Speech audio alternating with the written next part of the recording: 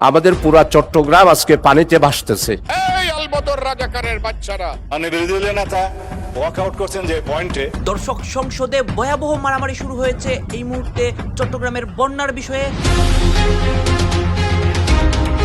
এদিকে আজ 14 জুলাই সংসদ অধিবেশনে ভয়াবহ সংঘর্ষ হয় চট্টগ্রামের বন্যার বিষয়ে। চট্টগ্রামের বন্যার অসংখ্য রহস্য উন্মোচন হয় সংসদে। বিএনপি এবং জামাতের মধ্যে মুখোমুখি মারামারি শুরু হয়েছিল। চট্টগ্রামের সবচেয়ে বড় সমস্যা জলাবদ্ধতা। এই মুহূর্তে চট্টগ্রামের মানুষ পানিতে ভাসছে।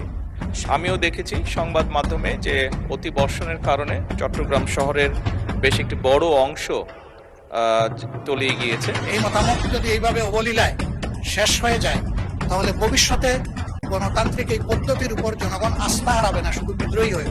বিরোধী দলের তীব্র আপত্তি ও ওয়াকআউটের মুখে স্বরাষ্ট্রমন্ত্রী সালাউদ্দিন আহমেদকে সভাপতি করে জাতীয় সংসদে গঠিত হয়েছে সংবিধান সংশোধন বিষয়ক বিশেষ কমিটি। চলমান বন্যায় চট্টগ্রাম অঞ্চলে গত 5 দিনে প্রায় 40 জনেরও বেশি মানুষ মারা গিয়েছে। কেউ পাহাড়ের মাটি গায়ে পড়ে, কেউ বা বন্যার পানিতে ডুবে। আরো 7.5 লাখ মানুষ এখনো পানিবন্দী। রাস্তা নেই, বিদ্যুৎ নেই, খাবার পানি নেই। এখন যারা সরকারি দলে আছেন তারাও নিয়েছেন, আমরাও নিয়েছি, সাধারণ জনগণও নিয়েছে।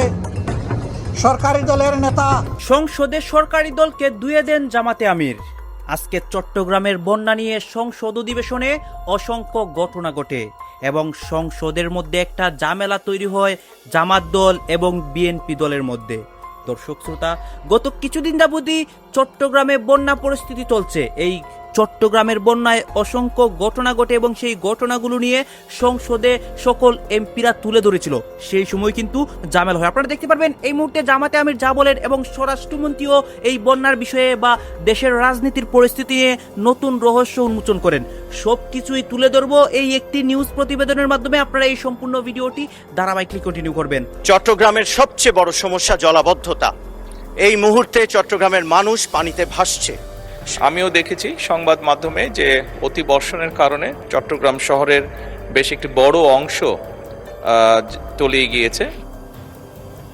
মাননীয় সদস্য, আপনাকে স্মরণ করে দিতে চাই, সংসদ কার্যপ্রণালী বিধি অনুসারে চলবে।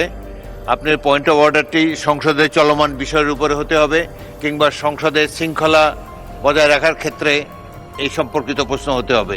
যদি এই দুটার মধ্যে পড়ে তাহলে আপনি উত্থাপন করুন। আসলে এটি এমন একটি বিষয় যেটি যদি আমি কোনোভাবে আজকে না বলতে পারি তাহলে মনে হবে একটা দায়ভার রয়ে যাবে। এটি চট্টগ্রামের জন্য এই মুহূর্তে সবচেয়ে বড় সমস্যা এবং এটি এক মিনিটেই আমি বলতে পারবো। এটি নোটিশ আকারে দেবার মতো সুযোগ নেই, কেননা এটা আমি আরও 10-15 দিন পরে গেলে বিষয়টির গুরুত্বটা বোঝা, অনুধাবন করা কঠিন হবে। আচ্ছা বলুন, আমরা শুনি। অনেক ধন্যবাদ মাননীয় স্পিকার। চট্টগ্রামের সবচেয়ে বড় সমস্যা জলাবদ্ধতা। এই মুহূর্তে চট্টগ্রামের মানুষ পানিতে ভাসছে। সাধারণ মানুষের যাদের বাসা ছিল না তাদের জীবন আসলেই আক্ষরিক অর্থে পানিতে ভাসছে এবং আমাদের পানি গলা পর্যন্ত পুরো চট্টগ্রাম জুড়ে। মানুষ ভাবতে শুরু করেছে যে চট্টগ্রামের এই সমস্যার কোনোদিন সমাধান হবে না। আমাদের মাননীয় প্রধানমন্ত্রী, মানবিক প্রধানমন্ত্রী, তিনি সবসময় মৌলিক জায়গায় হাত দেন।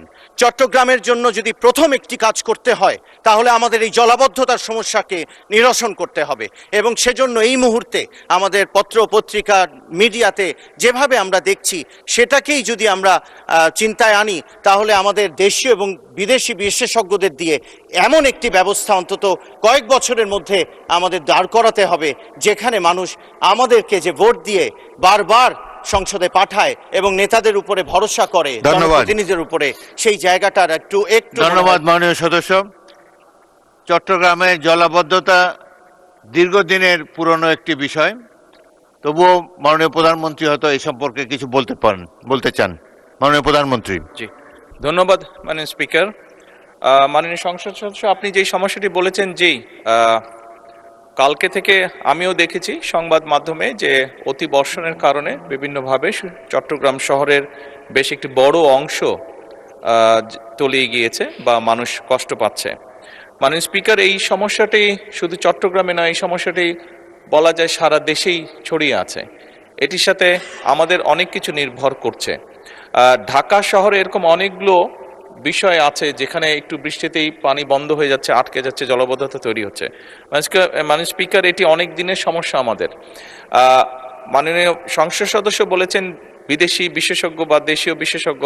আমার মনে হয় মাননীয় স্পিকার, এই বিষয়ে একজন রাজনীতিবিদ একজন বিশেষজ্ঞ ছিলেন, উনি হচ্ছেন শহীদ রাষ্ট্রপতি জিয়াউর রহমান, যিনি সমগ্র বাংলাদেশে খাল খননের মাধ্যমে যেমন পানির রিজার্ভার তৈরি করেছিলেন, একইভাবে বন্যা বা জলবদ্ধতাও দূর করেছিলেন। এবং মাননীয় স্পিকার, আমাদেরকে ঠিক একই কাজে আবার ফিরে যেতে হবে। বর্তমান সরকার কর্মসূচিটি নিয়েছে, খাল খনন কর্মসূচি। সারা দেশে এটি করা সম্ভব, সারা দেশে আমরা এই কাজটিও শুরু করেছি। শহর অঞ্চলগুলোতে যেটি সমস্যা হচ্ছে মাননীয় স্পিকার, বিভিন্ন যেই লেকগুলো আছে শহরের ভিতরে বা যেই ড্রেনগুলো, বড় নালাগুলো আছে, খালগুলো আছে, এইগুলো আমরা বিভিন্ন জিনিস ব্যবহার করি, যেমন প্লাস্টিক বোতল, পলিথিন ছাড়াও বিভিন্ন জিনিস যেগুলো ব্যবহার করে আমরা যারা বসবাস করছি, তারা অসচেতনভাবে এইগুলো দিয়ে আমরা এই খাল বিলগুলোকে বন্ধ করে দিচ্ছি। সরকার বিভিন্ন জায়গায় খাল খননগুলো করছে, এই ড্রেনগুলোকে ক্লিন করার চেষ্টা করছে। ঢাকা শহরে কয়েকটি করা হয়েছে, এর মধ্যেও বিভিন্ন ডিপার্টমেন্ট, কিন্তু 7 থেকে 10 দিনের মধ্যে গিয়ে মাননীয় স্পিকার আমরা দেখছি যে আবার মানুষজন অসচেতনভাবে এইগুলোতে বিভিন্ন ময়লা ফেলে জিনিসগুলোকে ব্লক বা ময়লা করে দিচ্ছে। এখানে ঢাকা 12 সাইফুল ইসলাম সাহেব আছে, সাইফুল আলম মাননীয় সংসদ সদস্য আছেন, ওনার এলাকাও এই সমস্যাটি আছে। কয়েকদিন আগে উনি আলাপ করছিলেন আমার সাথে এই বিষয়টি। আমি অন্যান্য এলাকাও যারা সংসদ সদস্য আছেন তাদের সাথে আলাপ করেছি। এটি একটি বিরাট সমস্যা মাননীয় স্পিকার। আমি মনে করি সরকার যে উদ্যোগ নেবে, অবশ্যই নিচ্ছে, আরও নেবে। মাননীয় বিরোধী দলীয় নেতা ওয়াক আউট করছেন যে পয়েন্টে, সেটা তাদের বিবেচনায় সঠিক হতে পারে। তবে বাংলাদেশের মানুষ, গণ অভ্যুত্থান পরবর্তীতে বাংলাদেশের মানুষের প্রত্যাশা, আমরা পঞ্চদশ সংশোধনী বাতিল করতে চাই। এবং পঞ্চদশ সংশোধনী বাতিল না হলে হাইকোর্ট, সুপ্রিম কোর্ট যদি ভার্ডিক্ট দিয়েও থাকে, এই লেজিসলেচারে যদি আমরা পঞ্চদশ সংশোধনী বাতিল না করি, সেই সংশোধনের উপর ভিত্তি করে আমাদেরকে চলতে হবে। সুতরাং আমরা সংবিধান সংশোধনী কমিটি করা ছাড়া, এই সংবিধান সংশোধন করা ছাড়া এই জাতিকে আমরা নতুন প্রত্যাশা অনুযায়ী এগিয়ে নিতে পারবো না। তিনি বলেছেন তারা 2টা শপথ নিয়েছেন। মাননীয় স্পিকার, 2টা শপথ দিলে প্রথম শপথ তো অবৈধ হয়ে যায়। বর্তমান সংবিধান অনুসারে নির্বাচন অনুষ্ঠান হয়েছে, বর্তমান সংবিধান অনুসারে এই জাতীয় সংসদের অধিবেশন আহ্বান করেছে মহামান্য রাষ্ট্রপতি, সেই সংবিধান অনুযায়ী এইখানে জাতীয় সংসদ বৈঠক অনুষ্ঠিত হয়েছে এবং সেই সংবিধান অনুযায়ী এখানে রাষ্ট্রপতির ভাষণ হয়েছে এবং সেই ভাষণের উপরে তারাও আলোচনা করেছেন, আমরাও আলোচনা করেছি। মাননীয় স্পিকার, এখনো পর্যন্ত সাংবিধানিক নিয়ম অনুসারে সেই ধারাবাহিকতায় এই জাতীয় সংসদের প্রত্যেকটা অধিবেশন, প্রত্যেকটা বৈঠক পরিচালিত হচ্ছে। সুতরাং তারা যদি বলে থাকে তারা 2টা শপথ নিয়েছে, আর একটা শপথ আমরা তো নেই মাননীয় স্পিকার, তারা শপথ নিয়েছে সংবিধান সংস্কার পরিষদের সদস্য হিসেবে। কোথায় আছে সংবিধান সংস্কার পরিষদের সদস্য হিসেবে শপথ নিতে পারবে? সেটা অসাংবিধানিক। যেটা উপদেষ্টা পরিষদে সিদ্ধান্ত হয়েছিল, আইন উপদেষ্টা নথিতে পাশ করেছে এবং সেই নোটিশটা নির্বাচন কমিশনে পাঠিয়েছে, সর্বৈব সেগুলো ভয়েড অ্যাব ইনিশিও প্রথম দিন থেকেই। এবং সেই আর্টিকেল 148 অনুসারে, তফসিল 3 অনুসারে সেখানে যে একটা ফর্ম ব্লু পেপারে ছাপিয়ে দেওয়া হলো যে সংসদ সদস্যগণ আবার আরেকটি শপথ নেবেন সংবিধান সংস্কার পরিষদের সদস্য হিসাবে, সেটা ফুল নাল এন্ড ভয়েড। এটা কোনো আনকনস্টিটিউশনাল, সে কোথাও নাই। এবং তার উপর ভিত্তি করে তিনি যে বক্তব্য দিলেন, গণভোটের গণরায় অনুসারে আমরা গণভোটকে সম্মান দিতে চাই। অবশ্যই গণভোটের গণরায়কে যদি সম্মান দিতে হয়, এই সংবিধানকে সংশোধন করতে হবে এবং তারপরে যদি সবাই মিলে রাজি হয় যে সংবিধান সংস্কার পরিষদ গঠন হবে, তখন যে সংবিধান সংস্কার পরিষদের সদস্য হিসেবে শপথ নিতে পারবে, তখন সেটা হবে। এখন তো সেটা হয়নি মাননীয় স্পিকার। আগে সংবিধান সংশোধন হতে হবে সমঝোতার ভিত্তিতে। সেই সংবিধানে যদি সংস্কার পরিষদের কোনো বিধান সংযুক্ত করতে হয়। চলমান বন্যায় চট্টগ্রাম অঞ্চলে গত 5 দিনে প্রায় 40 জনেরও বেশি মানুষ মারা গিয়েছে। কেউ পাহাড়ের মাটি গায়ে পড়ে, কেউ বা বন্যার পানিতে ডুবে। আরো 7.5 লাখ মানুষ এখনো পানিবন্দী। রাস্তা নেই, বিদ্যুৎ নেই, খাবার পানি নেই। এই মুহূর্তে যেই পরিস্থিতি সেখানে চলছে, সেইটা আসলে সংখ্যায় বলা খুবই কঠিন। তবুও বলতে হবে, কারণ এই বিপর্যয় এতটা ভয়াবহ যা সাধারণ মানুষের জানা দরকার। খেয়াল করে দেখেন, গত কয়েক বছর যাবতে কিন্তু বাংলাদেশের সিলেট থেকে শুরু করে চট্টগ্রাম পর্যন্ত এই বেল্ট ধরে নিয়মিত বন্যা হচ্ছে। কয়েক বছর আগে আমরা সিলেটের ভয়াবহ বন্যা দেখেছি, 2 বছর আগে দেখেছি ফেনী নোয়াখালী অঞ্চলের ভয়াবহ বন্যা, আর এবার দেখছি চট্টগ্রাম অঞ্চলে। কিন্তু ছোট থেকে আমরা কিন্তু বন্যা কবলিত অঞ্চল হিসেবে এইসব অঞ্চলের নাম শুনে বড় হয়নি। বন্যা কবলিত অঞ্চল হিসেবে আমাদের কাছে পরিচিত ছিল উত্তরবঙ্গের তিস্তা পাড়ের জেলাগুলো, মধ্য অংশের পদ্মা পাড়ের জেলাগুলো আর যমুনা নদীর পাড়ের অঞ্চলগুলো। এইসব অঞ্চল নিয়মিত বন্যার পানিতে ক্ষতিগ্রস্ত হতো।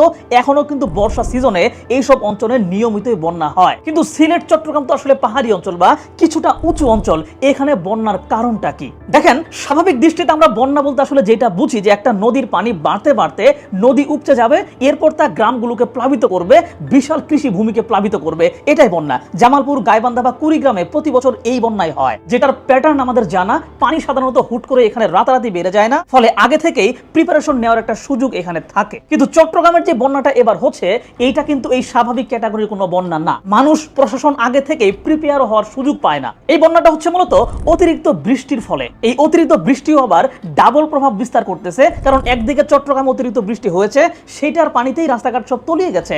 সেইটার সাথে চট্টগ্রামের পূর্ব দিকেই তো আসলে পাহাড়ি অঞ্চল, যেই পাহাড়গুলো পশ্চিম থেকে পূর্ব দিকে আবার ক্রমান্বয়ে উঁচু, ফলে সেই পাহাড়ের অতিরিক্ত বৃষ্টির পানিও কিন্তু ওই পাহাড়ে আর জমে থাকা নাই, বরং কিছুটা নিচু অঞ্চল চট্টগ্রাম এবং কক্সবাজারের দিকে নেমে এসেছে। ফলে স্থানীয় অতিরিক্ত পানির সাথে যুক্ত হয়েছে প্রবল পাহাড়ি ঢল। দেখেন, চট্টগ্রাম এবং কক্সবাজার অঞ্চলে কিন্তু প্রাকৃতিকভাবেই অনেক খাল এবং নালা ছিল, যেগুলো প্রাকৃতিক ড্রেনেজের মতো কাজ করত। তাই উঁচু অঞ্চল থেকে খুব দ্রুত পানি ওইসব ড্রেন দিয়ে সমুদ্রে নেমে যেত। কিন্তু সম্প্রতি ওই অঞ্চলের ব্যাপকভাবে খাল ভরাট করা, আমাদের পুরা চট্টগ্রাম আজকে পানিতে ভাসতেছে। আপনি জানেন আমার নির্বাচনী এলাকা আনোয়ারা কর্ণফুলী, এবং আনোয়ারা হলো একদম বঙ্গোপসাগরের বাদ্যতলে অবস্থিত এবং বাংলাদেশের সর্বদক্ষিণে অবস্থিত, এবং কর্ণফুলী হলো কর্ণফুলীর অববাহিকায় অবস্থিত। গত 4 দিনের বৃষ্টিতে আমার আনোয়ারা কর্ণফুলী পুরা সয়লাভ হয়ে গেছে। মানুষ অসম্ভব, মানুষের অবস্থা খুবই খারাপ, পানি উঠেছে বিভিন্ন জায়গায়, এবং আমার 2 উপজেলার ইউএনওদের সাথে আমার সার্বক্ষণিক যোগাযোগ হচ্ছে। আমাদের পুরা চট্টগ্রাম আজকে পানিতে ভাসতেছে। আমার আগেই আমাদের মাননীয় এমপি সরওয়াজ্জামান নিজাম অভিহিত করেছেন, বিশেষ করে আমার লোহাগাড়া, সাতকানিয়া, বাঁশখালী, চন্দনাইশ, পটিয়া, আনোয়ারা, কর্ণফুলী এবং আমাদের মাননীয় মন্ত্রী, অর্থমন্ত্রী আছেন, ওনার এলাকায় আমরা পানিতে ভাসতেছি। অসম্ভব কষ্ট হচ্ছে। এই জন্য এই অবস্থায় শিশু, নারী, বৃদ্ধ, অসহায় মানুষের শুকনা খাবার দেওয়ার জন্য, আর যেখানে নদী ভেঙেছে এখানে মানে অতি দ্রুতভাবে কার্যকর ব্যবস্থা নেওয়ার জন্য আমি এই মহান সংসদে সংশ্লিষ্ট মাননীয় মন্ত্রী মহোদয় যারা আছে তাদের কাছে আমার এই আর্জিটা, আমার এই অবস্থাটা আমি তুলে ধরেছি। মাননীয় স্পিকার, আপনার পক্ষ থেকে একটা নির্দেশ দিলে অত্যন্ত বাধিত হব মাননীয় স্পিকার। গত কয়েকদিন যাবৎ বিশেষ করে আমাদের বৃহত্তর চট্টগ্রাম এবং পাহাড়ি অঞ্চলে প্রচুর বৃষ্টিপাত হওয়ার কারণে অনেক অঞ্চল প্লাবিত হয়েছে। আমরা গতকালকে প্রত্যেকটি জেলায় 200 মেট্রিক টন করে চাল এবং 10 লক্ষ টাকা বরাদ্দ দিয়েছি, এবং আমাদের কিছু শুকনো খাবার রয়েছে প্যাকেটজাত, ওগুলো আমরা বিতরণ করতে বলেছি। প্রতিনিয়ত আমরা জেলা প্রশাসকদের সঙ্গে কথা বলছি। দর্শক, সংসদ অধিবেশন ওয়াকআউটের পরে মুহূর্তে সাংবাদিকদের সাথে কথা বলছেন বিরোধী দলীয় নেতা ডক্টর শফিকুর রহমান। আমরা সরাসরি চলে যাচ্ছি সেখানে। এখন যারা সরকারি দলে আছেন তারাও নিয়েছেন, আমরাও নিয়েছি, সাধারণ জনগণও নিয়েছে। সরকারি দলের নেতা, মাননীয় প্রধানমন্ত্রী, সংসদ নেতা, তিনিও জনগণকে বলেছেন আপনারা গণভোটে হা বলুন। আমরাও জনগণকে বলেছি গণভোটে হা বলুন। তারাও ওয়াদা দিয়েছেন জনগণকে, গণভোটে হা বিজয়ী হলে আমরা জনগণের রায় বাস্তবায়ন করব। এই হায়ের দাবি অনুযায়ী 2টা শপথ নেওয়ার কথা, একটা সংসদ সদস্যের শপথ আর একটা সংস্কার পরিষদ সদস্যের শপথ। আমরা বিরোধী দলীয় 77 জন আমরা যারা ছিলাম সবাই আমরা 2টো শপথ নিয়েছি, কিন্তু সরকারি দল তারা এই শপথ একটা নিয়েছেন আর একটা নেন নাই। তারা শুধু সংসদ সদস্য হিসাবে শপথ নিয়েছেন। সে বিষয়গুলো আগেই আমরা আপনাদের সামনে পরিষ্কার করেছি। জাতিকে দেওয়া ওয়াদা তারা এখন যুক্তি তুললেন যে সংবিধানের মধ্যে গণভোটের কোনো প্রভিশন নাই। সংবিধানের ভিতরে যদি গণভোটের প্রভিশন থেকে না থাকে তাইলে 26 সালেও কোনো নির্বাচন নাই। সংবিধানে তো 26 সালে নির্বাচন হওয়ার কথা না, সেটা 29 সালে গিয়ার কথা। এটাও সংবিধানে ছিল না। জনগণের উইল হচ্ছে সুপ্রিম ল। জনগণ চেয়েছে, এই জন্য ফ্যাসিস্ট সরকারকে জনগণ বিদায় দিয়েছে, কোনো সংবিধানের আলোকে বিদায় নেয়নি। সেই সরকার বিদায় নেওয়ার পরে জনগণের অভিপ্রায়ে একটা সরকার গঠন হয়েছিল, এবং সেই সরকারের জারি করা নির্দেশের আলোকেই, আদেশের আলোকেই গণভোট এবং সংসদ নির্বাচন অনুষ্ঠিত হয়েছে। এখন গুস্ত হালাল আর জুল হারাম। এক একটা যদি হালাল হয় আরেকটা হারাম হয় কিভাবে? তারা এখনো বলছেন এটা সংবিধানে নাই। তাহলে সংবিধানে এই সরকারেরও প্রভিশন নাই এখন যেটা গঠন হয়েছে।